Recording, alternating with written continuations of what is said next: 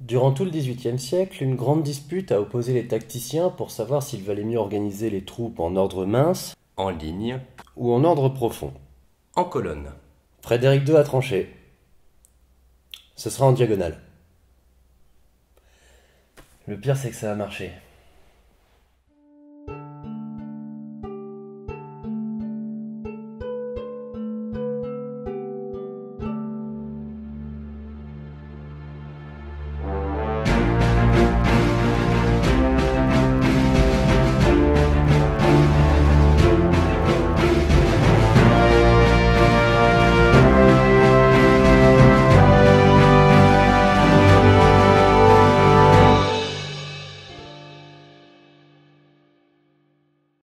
Aujourd'hui, on va parler de la bataille de Leuthen en 1757 qui a opposé les Prussiens de Frédéric II aux troupes impériales du Saint-Empire.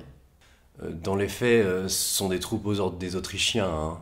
Elle est un excellent exemple de la capacité tactique de Frédéric II durant la guerre de Sept Ans.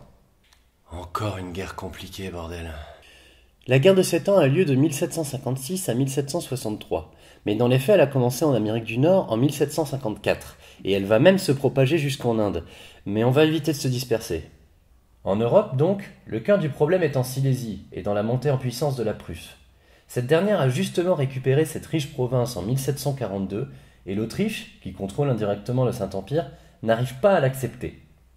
L'Autriche est dans un sale état après une guerre de succession où la Prusse a pu mettre la main sur la Silésie. Afin de la récupérer, l'Autriche doit absolument sortir de son isolement diplomatique. Tout dégénère en 1756 quand le jeu d'alliance se renverse. La France s'allie à l'Autriche et à la Russie, tandis que l'Angleterre se rapproche de la Prusse pour protéger Hanovre.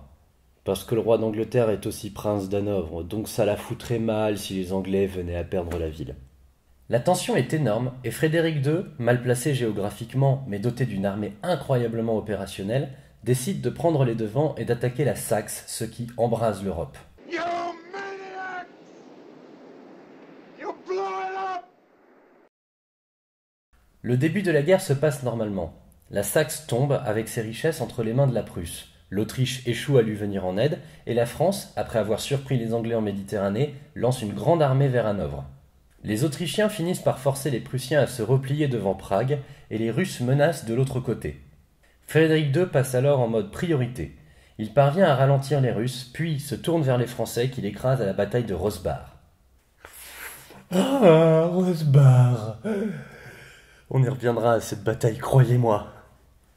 Le moral regonflé par cette victoire outrageusement facile, Frédéric II enchaîne et rencontre les Autrichiens /impériaux à Leuthen à peine un mois plus tard.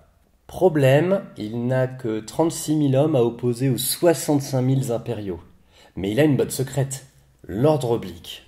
Pour le coup, je vous propose un petit passage théorique pour expliquer le principe.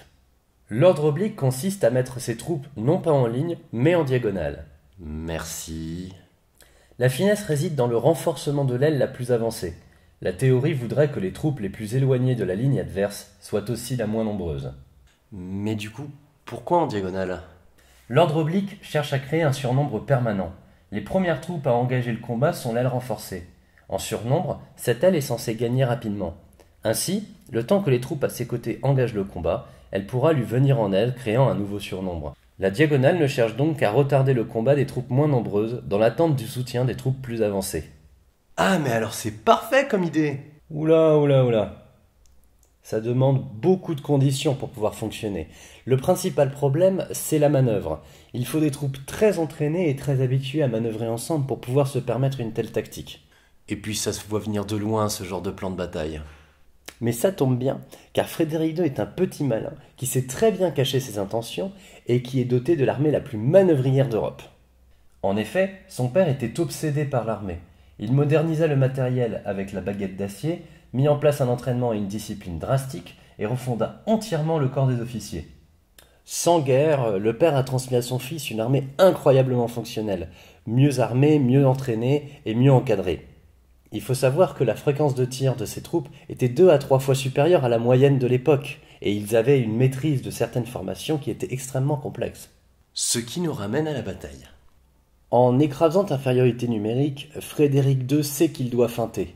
Mais ça tombe bien car neige, brouillard et collines rendent le champ de bataille peu lisible. Il commence donc par lancer une attaque au nord pour faire croire à une attaque frontale. Les impériaux se déploient donc en conséquence sur une double ligne forte et envoient même leurs réserves sur la partie nord attaquée. Mais Frédéric II contourne l'armée et prépare ses troupes à un ordre oblique en règle. Ici, les impériaux font l'erreur de l'attente. Ils se sont déjà privés de leurs réserves en renforçant leur aile droite, donc ils ont déjà perdu. Reste à savoir les pertes. C'est ici qu'on voit que Frédéric II sait adapter sa tactique favorite. Il broie complètement l'aile gauche impériale et sait pertinemment que la réaction ennemie sera de réorganiser au possible leur ligne.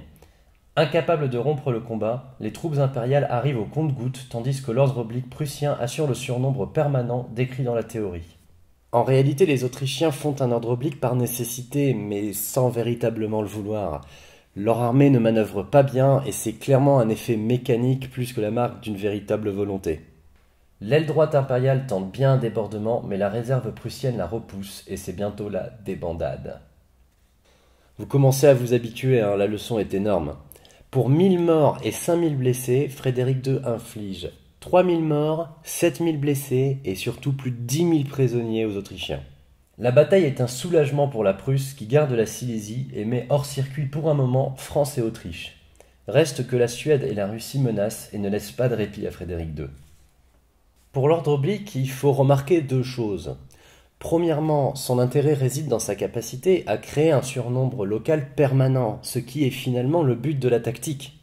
Deuxièmement, cette tactique a déjà été observée à la bataille de Leuctre par le général thébain Épinamondas contre les Spartiates en 371 avant Jésus-Christ. Encore une leçon, cette bataille.